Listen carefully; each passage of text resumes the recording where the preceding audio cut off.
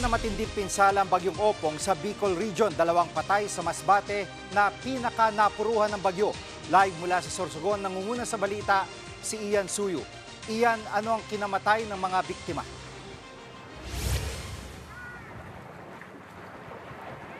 Jiggy, hanggang sa ngayon nga hindi pa tukoy at hindi pa malinaw kung ano talaga yung cost of death nung 2 biktima bunsod nga nitong pagragasa o paghagupit ng bagyong Opong. Pero ayon sa OCD pati na rin sa NDRRMO, pareho daw na taga Masbate ang 2 biktimang ito.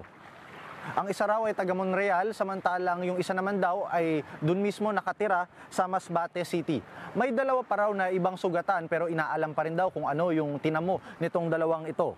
Madaling araw kasi kanina nang bayuhin ng bagyong Opong ang mismong Masbate. Malakas na ulan at hangin ang naranasan ng mga residente madaling araw pa lamang at kwento nga nila isa raw ito sa pinakamalakas na hangin na naranasan nila. Sa bayan ng Butuan naman, sa Tikaw Island pa rin, bumagsak ang bahagi ng kisame ng isang simbahan. Tinangay rin ng hangin ang pinto nito at nabasag ang mga bintana. Nagsisilbi pa naman daw sana yan na evacuation center ng mga residenteng apektado nga ng bagyo. Marami rin daw ang nasirang bahay at nagtumbahang mga poste ng kuryente pati na rin mga puno sa mga kalsada sa Masbate. Nagkalat nga rin yung mga nilipad na yero dahil sa lakas ng hangin noong mga panahon na yon. Marami rin daw ang kalsada na kasalukuyan pa rin hindi nadadaanan sa ngayon. Nabagsakan din yung ilang mga struktura ng mga poste at mga malalaking puno doon sa lugar. At patuloy pa rin daw ang assessment ng local CDRRMO nila doon sa lugar para tukuyin kung gaano kalaki at kalawak o magkano rin yung kabuuang halaga ng mga nasirang ari-arian. Jiggy?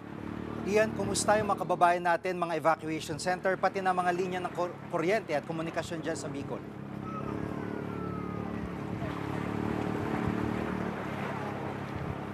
Jiggy, ayon nga sa OCD, walang kuryente sa buong probinsya ng Masbate. 21 out of 21 na mga municipality doon, wala daw linya ng kuryente sa ngayon.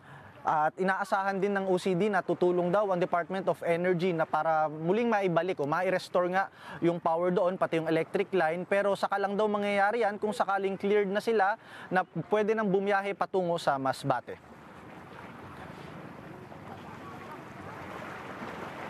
Yan ang ulat ni Ian Suyu live mula sa Sorsogon. Ingat kayo dyan, Ian.